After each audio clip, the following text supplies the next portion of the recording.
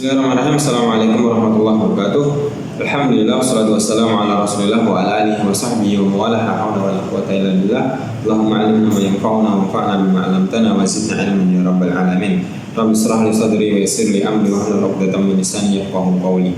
Teman-teman yang dirahmati oleh Allah Subhanahu wa taala, semoga senantiasa kita dalam lindungan Allah Subhanahu wa taala. Kita senantiasa diberikan kesehatan, kenikmatan sehingga kita bisa mendekatkan diri kepada Allah Subhanahu wa taala sebagai bentuk syukur kita atas nikmat-nikmat yang telah diberikan oleh Allah Subhanahu wa taala kepada kita. Salawat dan salam semoga senantiasa tercurahkan kepada baginda mulia Nabi Muhammad sallallahu alaihi wasallam, kepada para sahabatnya, keluarganya dan orang-orang yang senantiasa istiqomah mengikuti jejak langkah beliau hingga akhir zaman. Teman-teman yang dirahmati Allah Subhanahu wa taala, insyaallah kita akan melanjutkan kembali kajian himpunan Produsen Tarjih Muhammadiyah yang sebelumnya kita sudah membahas tentang arkanul iman, tentang rukun iman yang 6. Alhamdulillah sudah selesai. Kita lanjut masuk ke materi berikutnya. Yang di sini materi berikutnya adalah thaharah. Thaharah adalah bersuci. Definisi dari thaharah, para ulama menyebutkan bahwasanya at-thaharah raf'ul hadas wa izalatul najas. Jadi thaharah itu adalah raf'ul hadas, mengangkat hadas dan menghilangkan najis. Apa perbedaan hadas dengan najis? Hadas itu adalah keadaan seseorang yang dia tidak suci. Contohnya ketika setelah kita buang air besar atau setelah kita buang air kecil, kita bangun tidur, setelah tidur lelap. Nah, itu keadaan kita adalah dalam keadaan hadas, berhadas, ya, tidak suci, berhadas. Itu namanya hadas. Jadi keadaan seseorang itu namanya hadas. Tapi kalau najis itu adalah zatnya ataupun bendanya. Contohnya seperti bangkai, kotoran manusia dan lain sebagainya. Itu namanya najis. Air liur anjing dan lain sebagainya itu namanya najis. Jadi itu perbedaan antara hadas dan najis. Nah, di sini kita akan membahas tentang muqaddimah. Nah, di muqaddimah ini disampaikan bahwasanya di sini ditulis tentang surat Al-Maidah ayat 6 yang berbunyi a'udzubillahi minasyaitonir rajim. Ya ayyuhalladzina amanu idza qumtum ilas salati faghsilu wujuhakum wa aydiyakum ilal marafiq wamsahu bi ru'usikum wa arjulakum ilal ka'bayn wa in kuntum junuban fatahharu wa in kuntum marda aw ala safarin aw jaa ahadun minkum minal ghaibi aw lamastumun nisaa falam tajidu ma'an fatayammamu sa'idan thayyiban famsahu bi wujuhikum wa aydikum min ma yuridu Allahu liyaj'ala 'alaikum min haraj walakin yuridu liyutahhirakum wa liyutimma ni'matahu 'alaikum wa la'allakum tashkurun. Nah, ini adalah Al-Maidah ayat 6. Nah, ayat ini sering disebut para ulama sebagai ayatul wudu, di mana Allah Subhanahu wa taala menjelaskan di dalamnya sifatul wudu, kaifiyatul wudu, gimana kita harus berwudu.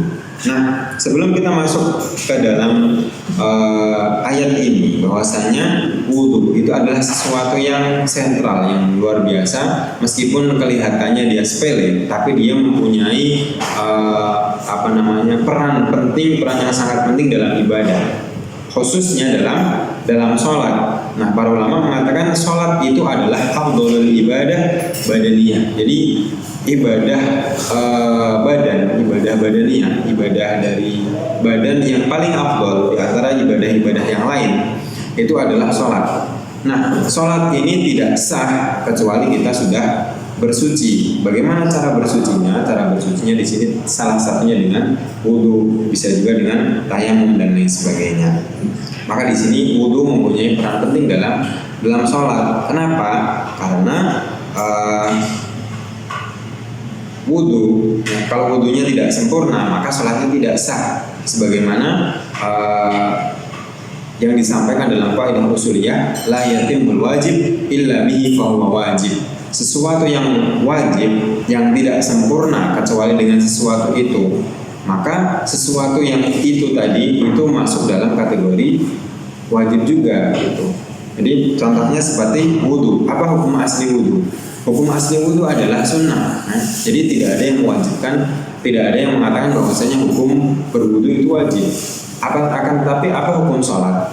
Hukum sholat adalah wajib. Nah, sholat ini tidak sempurna kecuali didahului dengan berwudu. Maka wudu di sini mengikuti hukum yang sebelumnya, mengikuti hukum sholat. Maka di sini wajib hukumnya bersuci, salah satunya dengan wudu ketika kita hendak melakukan sholat. Kenapa di sini peran wudu itu sangat sentral? Karena sholat itu adalah ibadah yang pertama kali dihisab oleh Allah Subhanahu wa taala. Itu salat. Idza salahat salaha sa'iri amali wa idza fasadat fasada sa'iri amali. Nah, ketika salat itu baik, maka seluruh amalnya insyaallah akan ikut baik. Tapi kalau salat ini jelek, maka bisa dipastikan seluruh amalnya ikut jelek. Maka di sini wudu ini sangat penting.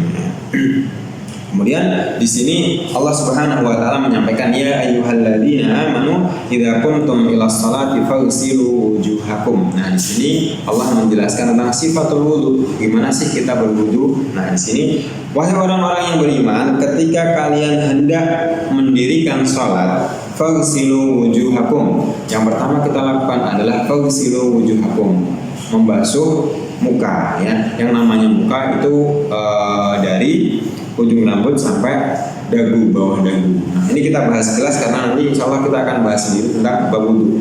Ya. Kemudian faghsilu wujuhakum wa aydiyakum ilal marafiq, dan kedua tanganmu sampai siku. Ya. Jadi karena di sini perkataannya adalah sampai siku, berarti bagaimana cara membasuhnya? Cara membasuhnya adalah dari ujung jari sampai siku, jadi ke atas. Kemudian wamsahu biru'usikum.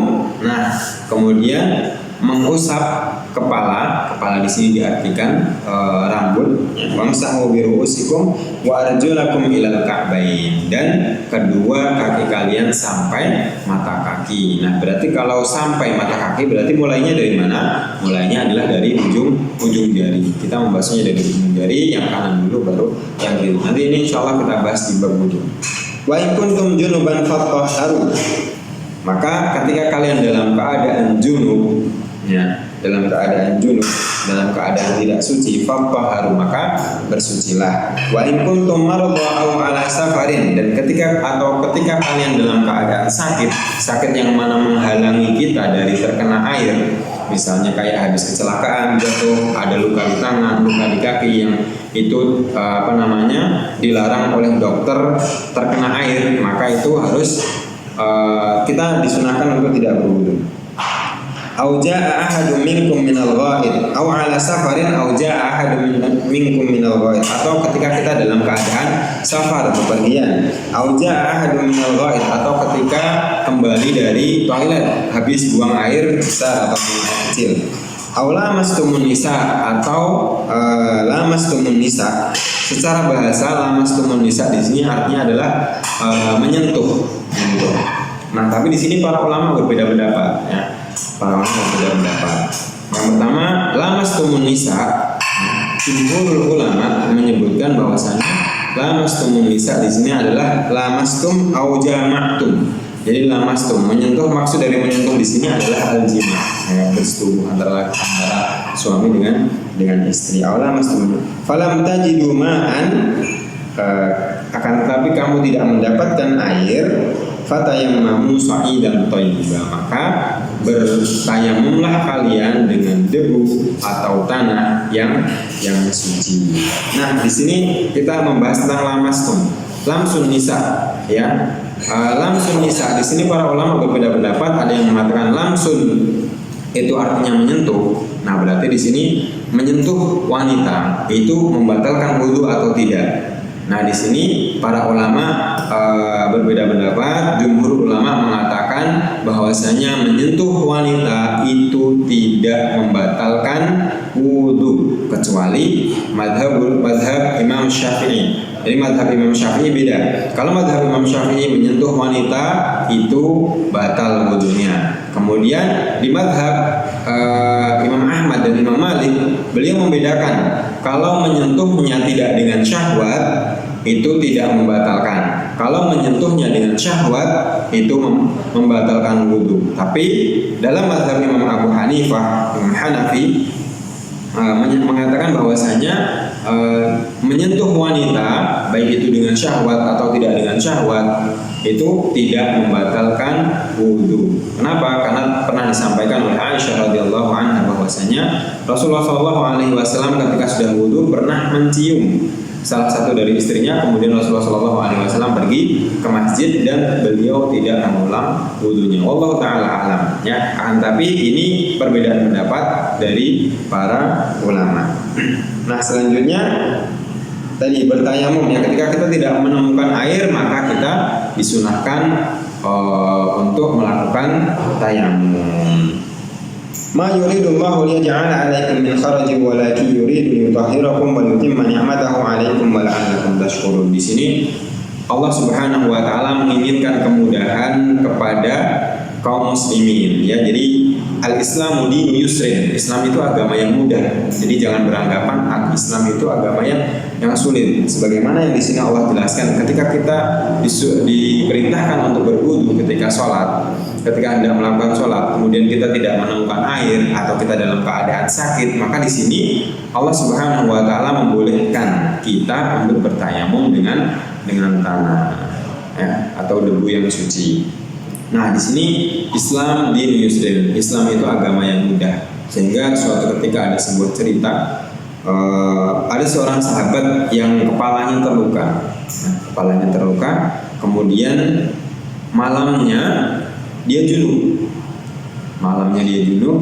Kemudian paginya udara sangat dingin sekali. Kemudian dia bertanya kepada sahabat yang lain, apa yang harus saya lakukan? Apakah saya harus mandi agar aku bisa melakukan sholat subuh, atau ada keringanan yang lainnya? Kemudian sahabat mengatakan, oh kamu junub, kamu harus mandi. Akhirnya sahabat ini yang kepalanya luka tadi, dia mandi. Setelah dia mandi, ternyata terjadi infeksi pada kepalanya, kemudian dia meninggal. Akhirnya perkara ini sampai pada Rasulullah SAW, dan Rasulullah SAW marah besar tentang hal ini. Karena salah satu maqasidus syariah, salah satu dari tujuan syariat ini adalah hifdzun nafs, menjaga jiwa. Jadi al-Islam, sekali lagi al-Islam dinul yusr. Maka di sini Allah menyebutkan ma yuridullahu liyaj'ala 'alaikum min haraj walakin yuridu liyutahhirakum wa liyutimma ni'matahu 'alaikum wa la'allakum tashkurun. Di sini Allah menginginkan kemudahan untuk seluruh kaum muslimin agar kita senantiasa bersyukur kepada Allah Subhanahu wa taala. Wallahu taala alam bisawab. Semoga bermanfaat. Insyaallah nanti kita lanjutkan di pembahasan tentang bagaimana kita bersuci dari hadas ya. Ya, mungkin sedikit ini yang kami sampaikan, semoga bermanfaat. Wallahu ta'ala a'lam bishawab. Billahi taufiq wal hidayah wa ridha wal inayah. Assalamualaikum warahmatullahi wabarakatuh.